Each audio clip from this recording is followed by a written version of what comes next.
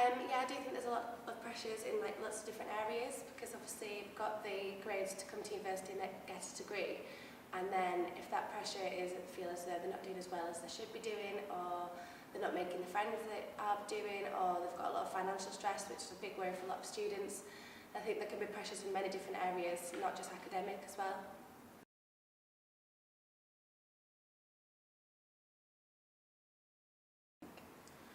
I do think academic stress is a big one. The pressure to maybe be where the parents might want them to be, or to get the certain grades that they've been getting all their lives if they've not been doing the same that they have been doing in school and sixth form. But then also financial stress, because obviously it's the first time for a lot of people that they're financially independent. So it's learning how to budget and how to look after the money. Issues like housing as well. We have a lot of housing issues, especially that go to the student advice centre, is perhaps if the landlord isn't treating them fairly, or if there's mould problems affecting the health. And also health as well, whether that's mental health or physical health. I think there is many aspects of stress and pressure that can come from many different areas.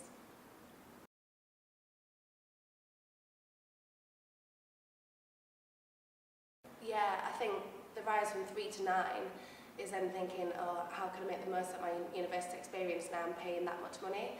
So I think the pressure might be to do a lot more things at once and do a lot more extracurricular activity to feel like you're getting your value for money. So then I think the more that you take on as a student, the more stress you have, because you've got to time manage a lot better. Some people have to have a part-time job to be able to fund the time at university, so that can be an extra stress as well.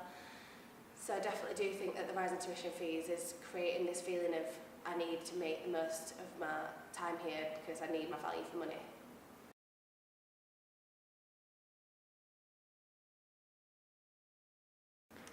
I think every student copes with stress in different ways.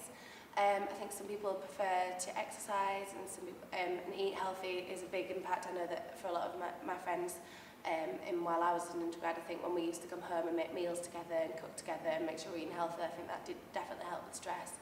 But then some students might be perhaps more negative kind of ways to deal with stress, whether that's drinking or perhaps drug use.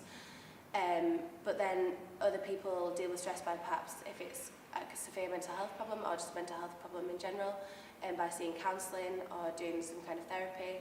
But then I think things like yoga and meditation have seemed to have come a lot more into, I don't want to say a trend, but I feel like people are seeing that that is an alternative to try and reduce stress. And we had the World Mental Health Day last November. We encouraged students to write on a mind apple, it was called, what is your 5 a day? What do you do for 5 a day to keep your mind healthy?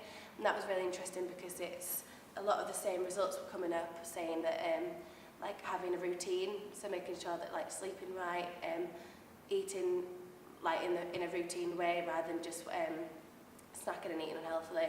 A lot of people said chilling with friends, obviously, listen to music.